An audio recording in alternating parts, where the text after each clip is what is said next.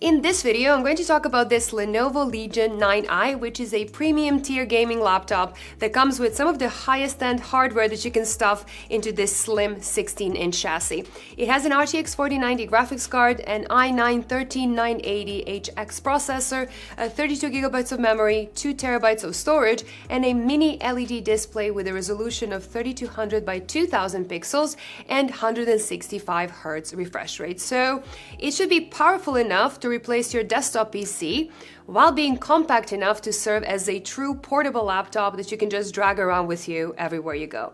So on paper, it definitely sounds like it has everything it needs to be this ultimate gaming laptop, but in reality, there are definitely quite a few things that you need to know and to consider before getting one of these. So without further ado, let's begin. As some of you know, I usually don't review a lot of Lenovo laptops in general. Now, the last one I did was about 2 years ago, and it was an entry-level budget model that just didn't offer the best laptop experience, to put it mildly. But these Lenovo Legion models are supposed to be some of the best laptops that you can buy, and when Lenovo and Nehemict reached out and offered to send over their 9i unit for me to review, I was genuinely quite excited because everybody's been talking about how good they are, but I never had a chance to actually test them myself. And physically, this is a very well-built laptop. The chassis is all metal and it just feels really sturdy. It is not too large or too heavy, and these 16-inch models are actually about the same size as the 15-inch laptops from previous generations, so you can easily carry them with you every day in a medium-sized backpack. The top is made out of compressed carbon fibers, which gives it this camo-like look, and like with any design choice, some people will love it and others won't. I have to say it's not really my personal style, but I also don't mind it either, and it does kind of set it apart from other models on the market.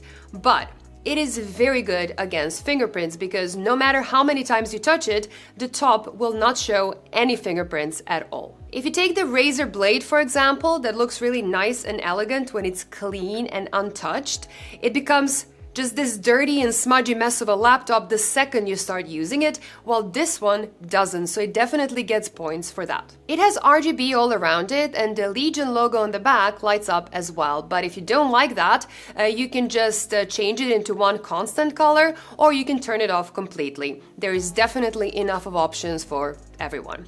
I really like the port layout on this laptop. On the back, you get a power connection, HDMI 2.1, 2 Thunderbolt Type-C ports, a Type-A port, and 2.5 gigabit Ethernet connection, which means that most of you out there won't need to connect anything to either side of the laptop, which is absolutely great. You do get a 3.5mm jack on the left side, which sits all the way towards the back, and there's a full-size SD card reader that sits a bit more to the front.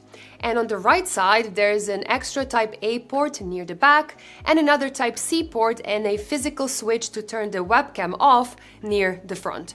So objectively, when it comes to connections, this is a great setup and a great layout. It comes with this 330-watt charger that isn't too large, but there are definitely smaller 330-watt chargers out there, which I would like to see in future generations.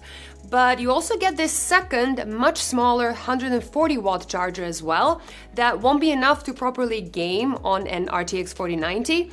But if you're just taking this laptop with you to school or to work, and you only plan on using some lighter applications, this charger will be just enough. And you definitely want to take it with because the battery life is not that great, but I'm going to talk about that a bit later in this video. It is very easy to open it up with one hand, and the inside looks and feels very decent as well. The layout is a little bit different, with the keyboard a bit more down than usual due to the extra ventilation and the extra emphasis on cooling. And it does take a bit to get used to this position because the wrist part is now a lot shorter as well. Now, I don't mind it as much personally, but it is definitely something to consider. The keyboard itself is pretty decent. They use scissor switches, they're nice and tactile, and there is no noticeable wobble while typing. It also doesn't flex until you press it down really hard, which also doesn't happen in regular use. And I also really like the addition of a numpad, which is something that I personally cannot do without. Both the keycaps and the actual switches can be replaced, and you get this little box that has a bunch of extra switches as well as some ceramic caps, so if you want to, you can make your keyboard look just a little bit different than usual. I have to say I don't really like the ceramic caps that much because they're very slippery for me, but getting reserved switches that you can easily swap in and out is just a great move. So overall, it is a very good keyboard as long as you're okay with the wrist area being a bit shorter. And because of that, the touchpad is a bit smaller as well, but it is a decent, smooth, and very responsive touchpad that will be completely fine for basic use. But as always, using a mouse is just better in every possible way. The webcam is positioned at the top, and as I mentioned before, it has a physical switch to disable it completely, which is a bit more elegant than the usual covers or sliders. It has a very decent quality as well, which is still not the standard even for the highest-end gaming laptops on the market. In terms of specs, there isn't that much to choose from. In most countries, you'll probably be ordering this from Lenovo directly, and you will get an option to go for either a 4080 or a 4090, with both of them going up to 175 watts. You can go for either 1 or 2 terabytes of storage and 32 or 64 gigabytes of RAM. Most versions have the same processor and the same mini LED display, so there isn't that much variation between possible models. Now, on the Dutch website, there is a non-mini LED version listed, but I was unable to find it in actual shops anywhere. As I said at the start of this video, the version I have right here has the i9, the RTX 4090 graphics card, 32 gigabytes of DDR5 6400 memory, so the memory is a bit faster than in most other laptops, and it has two 1 terabyte SSDs in RAID. So let's see how this performs. When it comes to pure CPU performance, it scored just under 30,000 points, which is a bit less than the MSI Vector with the same CPU. And this result is while it was running in its fastest performance profile and without any manual overclocks. And keep in mind, Lenovo does let you manually overclock this laptop, but as always, the result will vary per sample. If we look at a Blender render, for example, it is only a few seconds behind the Raider, completing the render in about 6.5 minutes, while a top-tier laptop from 3 generations ago would take 20 minutes to do the same task. So for CPU-intensive workloads, new high-end laptops like this one are definitely a huge upgrade over the older models. With a resolution of 3200 by 2000 pixels, this laptop has a total of 6.4 million pixels, which puts it closer to a 4K display than a 1440p one, and that is a lot of pixels for a 16-inch laptop. So if you're gaming, you will be completely fine to drop the resolution a little bit if you want to. However, you do not have to do that. Now, we tested several big AAA titles on this native resolution, and most games performed really well. Even heavy titles like Cyberpunk, Dying Light 2, and Alan Wake 2 ran completely fine on high settings at native resolution without any upscaling. And Assassin's Creed Valhalla, God of War, and Spider-Man sat at over 100 FPS native and really made use of that 165Hz display. Only Microsoft Flight Simulator was just below 60 FPS, but with a G-Sync display like this one, it was still completely fine. But at this high resolution, I really do recommend using DLSS upscaling, which does improve the frame rate significantly for most games, and it will also reduce the total latency. Now, I know that opinions are very divided on this topic, but in my opinion, DLSS should be on by default on high resolution displays like this one. And since this is an RTX 4000 series GPU, you can also turn frame generation on, but that works well for some games, but not for all. So for Cyberpunk 2077, for example, I would definitely not turn it on, as you don't really need more FPS while the latency gets a lot worse. But for Microsoft Flight Simulator, which is running into a CPU bottleneck, it can really help out and make the game much smoother than it was. So it is a nice option to have and something to experiment with. If you want, you can also run your games at 1600p instead. Now, normally, I don't really recommend running non-native resolutions, but the display here is more than sharp enough, and you're just not going to see any issues. And in most games, you do get much better frame rates in return, but in Cyberpunk and Flight Simulator, for example, that are CPU bottlenecked, it actually doesn't make the game run any faster, and you might as well just run them in native resolution. But frame rates aside, the games just look really good on this display. It is not just sharp, it gets really bright as well. It went to 610 nits in SDR mode, and we measured a peak of 1080 nits in HDR mode. And since this is a mini LED display and not an OLED display, you can actually get these high brightness values in larger parts of the display and for longer periods of time. We even measured more than 1000 nits on a 100% white image in HDR mode, which is just insane and something that an OLED screen just cannot do. It also has local dimming, so it's not just bright, it has a proper high contrast as well. It comes with 1536 zones in total, which is a lot of zones for such a small screen, and that really helps to counter typical mini LED issues like haloing, for example. Now you can still see it here and there if you're looking for it, but in a typical use you will never notice it, and it will definitely not be an issue. Color performance is decent, but it is not perfect. It has a fairly wide gamut with over 140% sRGB volume, but it doesn't cover the entire sRGB spectrum. And while color accuracy is great out of the box, gray tracking isn't accurate enough. So if you're watching this on a high quality display, you can see that the lighter gray colors actually have this reddish tone in them. And we can see that in this graph as well. The color balance is just a bit too much towards red. Now, this won't be an issue for content consumption, but for content creation, you will want to manually calibrate it yourself. So while this is subjectively one of the most impressive displays that I've ever had a chance to play with, even if you count desktop monitors, it is still not perfect, and there are some downsides that are definitely worth considering. Starting with the fact that this display is very clearly PWM driven, which means it just flickers a lot, and it actually flickered so much that I couldn't even use our OSRTT measuring tool to measure response times. Now, a typical display would show a close to a straight line in this graph, but here you can actually see the huge, frequent and somewhat inconsistent spikes all the way through.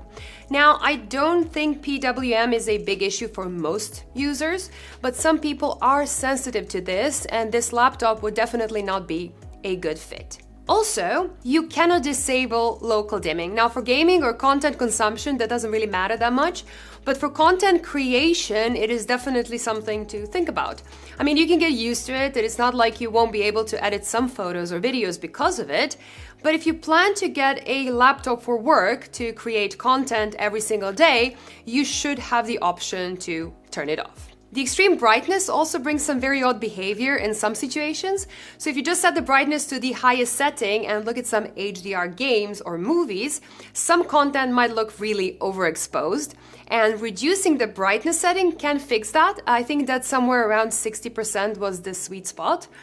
But then, when measuring brightness again, it would still show peaks of 1000 nits in some white areas. So yeah, you really want to play around with these settings to make sure it is to your own liking. While on some other laptops, you would just set HDR on and then let your laptop do the work. So that is also something to be considered here, especially if you don't want to spend your time tweaking your display settings. Now, the input latency came in at 16.9 milliseconds, which is completely fine for a mini LED technology that is a bit more complex and does cause a little bit more latency than a simple LCD or an OLED display would. And this is clearly meant for immersion games and not for competitive shooters. And then for that purpose, this latency is more than good enough. When it comes to thermal and noise performance, it will completely depend on which profile setting you're in, and you do get plenty of them to choose from. So there are several presets, including quiet, performance, and balance modes, and Lenovo also gives you a ton of options on top of those to completely just fine-tune everything, including CPU and GPU power, how much power can shift to and from each of those, depending on the use case, thermal limits, overclocking, and so on, which is just absolutely great. The software itself looks a bit basic here and there, and some of the settings could be better organized, I would say, but there are a lot of very useful options that you can definitely deep dive into if you, again, like tweaking your machine to perfection. And if you don't, the default profiles are perfectly well balanced. If we just look at noise levels of the 3 default profiles, we can see the clear, significant steps in noise levels, so you can just choose whether you want to keep it basically quiet, somewhat audible, or kinda loud, depending on where you are. And exact values will depend on the app or the game that you're running, but while playing Cyberpunk 2077, for example, that is pretty heavy on the GPU and on the CPU, numbers were pretty decent in the default performance mode. The GPU was pulling 151 watts on average, with GPU cores sitting at 79 degrees Celsius with a hotspot of 86 degrees Celsius, which is just fine. The memory was running a bit warmer, which isn't unusual, but since Lenovo is very much so marketing this as a water-cooled device, I kinda expected those temperatures to be a bit lower. The CPU, on the other hand, was running cooler than expected, with 77 degrees Celsius while pulling about 55 watts on average, and the fans came in at 52 decibels at a 50 centimeter distance, which is actually not bad considering how much power was being used. But 52 decibels is loud, and in this situation you would want to put on your headset. And if you already have your headset on, you can just yank the fans to 100%, which would be even louder, but the temperatures would be even better. The balance and quiet profiles will reduce that noise while sacrificing some of the performance, but you can still comfortably play most games in the balance profile without bothering anyone that might be sitting nearby. Opening the laptop is easy enough, which is great if you want to clean the fans. You can also replace its large 99.99 watt-hour battery. Both SSD slots are easily reachable, and you can replace the Wi-Fi chip in case you want to swap out the Wi-Fi 6E for 7 or 8 at some point. The only thing you cannot really reach that easily is the memory, and it is technically replaceable, but you will have to take out the entire motherboard to do so. So if you go for this Legion laptop, do get the model with enough memory to last you for a while. Now, I do wish that brands will stop with SSDs in RAID. It can be great for some useless sequential performance numbers to use for marketing purposes, but if you look at trace benchmarks, there is no benefit in having 2 drives in RAID compared to one proper high-end one. 2 SSDs also use more power than one bigger one, and it also means you cannot just add an extra SSD without a complete reinstall. So do yourself a favor, and if you go for this laptop, get the model with a single SSD and keep the option to upgrade open. Now, as I mentioned earlier, the battery life is just not that impressive. Even with the RTX 4090 disabled completely, you will be lucky to get more than 2 hours with light use only, and while gaming and using the graphics card, it will drain the entire battery in about an hour. So that smaller 140 watt charger for light work is actually more of a requirement rather than a nice little extra. Now, I believe that the display is to blame for this, and there's just no way around it. It does have a fast charge option, which does help a bit, but it is far from an all-day wireless laptop, which some people do need for work. And the built-in speakers are alright. It has 2 2-watt Harman speakers that are pleasant. They have a bit of a bass, and they are loud enough. And you can use the software to tune it all to your liking. But it is missing those large top-firing speakers that MacBooks have, for example, which do sound better, and I mean, no amount of software magic can compete with that. So it's not the best, but it's also very far from being the worst. So after using this laptop for about a month now, I really enjoyed it and I've mostly had a great experience with it, but it is not perfect and there are definitely some big things that you need to consider. The main thing for me was the battery life, because you pretty much need to have it plugged in all the time, even if you're doing some very light work. And that permanent local dimming, which cannot be turned off, and it can really affect content creation, which is something I do need a laptop for. There are also some minor things, like you cannot upgrade your memory without removing the whole motherboard, and the SSDs are in RAID, which I find pretty useless. But the price might be a downside for a lot of people as well, and looking at the models that Lenovo is competing with, I think that Lenovo is not in a bad position here.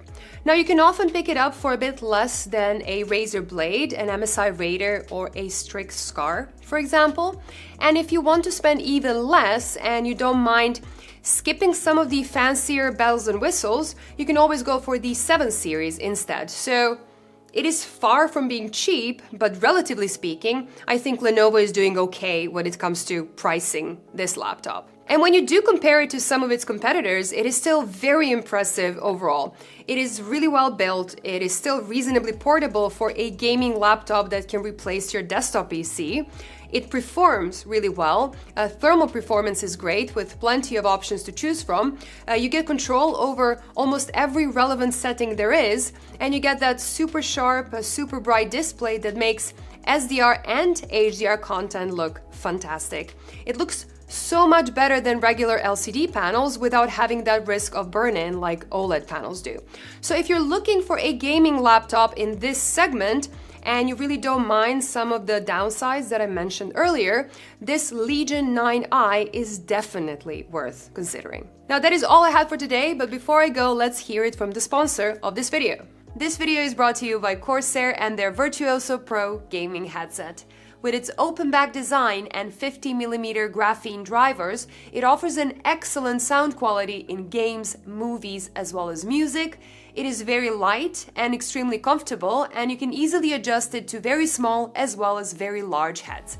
You can also easily replace the cables, ear pads, headband, and covers, making repairs and maintenance easier than ever. Check them out using the links in the description below. Thank you so much for watching and for sticking to the end. If you like this video and you want to see more videos like this one, please do consider clicking that subscribe button so you never miss my future uploads. Bye y'all, and I will see you in the next one. Bye!